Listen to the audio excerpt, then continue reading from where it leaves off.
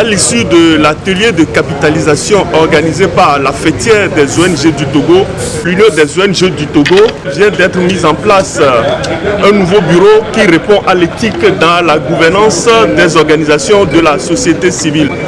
Nous recevons pour vous le nouveau président de l'UNTO, M. Bema.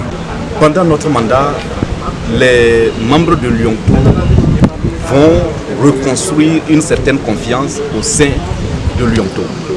Et nous voulons que jusqu'à la fin de notre mandat, qu'on ne parle plus de la question des cotisations annuelles. Donc la mobilisation interne des ressources. Nous voulions également que nos membres puissent s'épanouir dans leurs activités.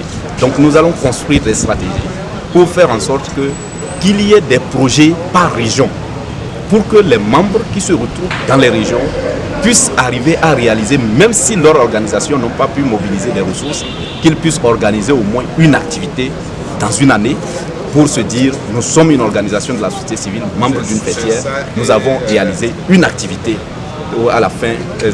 jusqu'à la fin de l'année.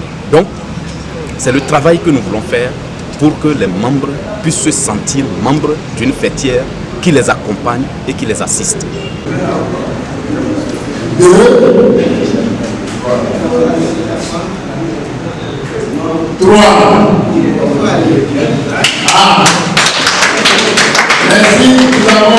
C'est une charge importante qui pèse sur les épaules des membres du nouveau CA, et pour ce faire, leur désignation, le processus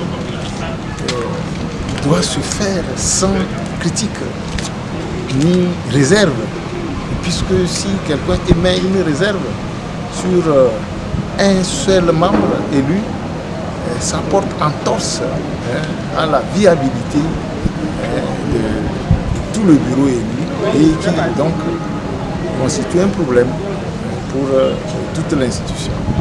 Voilà la raison pour laquelle nous avons veillé personnellement à ce que les choses se passent dans la règle de l'art, avec des bulletins.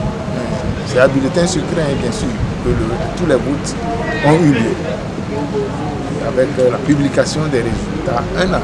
C'était à l'issue d'une élection transparente organisée à cet effet. Il s'agit pour l'Union des ONG du Togo de se conformer à l'éthique de la gestion d'une organisation non gouvernementale qui répond aux critères de transparence et de bonne gouvernance. L'Assemblée générale ordinaire à l'UNTO, c'est une assemblée élective qui permet de renouveler les organes. Moi, j'ai été élu, j'ai fait mes 2 mandats. À l'UNTO, on ne peut pas dépasser les 2 mandats, donc je suis à la porte. Tel que j'ai conduit l'UNTO, j'ai préparé aussi des gens encore plus jeunes que moi pour pouvoir continuer, pour pouvoir prendre la relève. C'est aussi ça le leadership. Je reste derrière eux, je continuerai de les soutenir solidement pour que la mission de l'Union se poursuive dans l'efficacité la plus totale. Il faut dire que cette activité a été soutenue par le partenaire de la coopération allemande GIZ.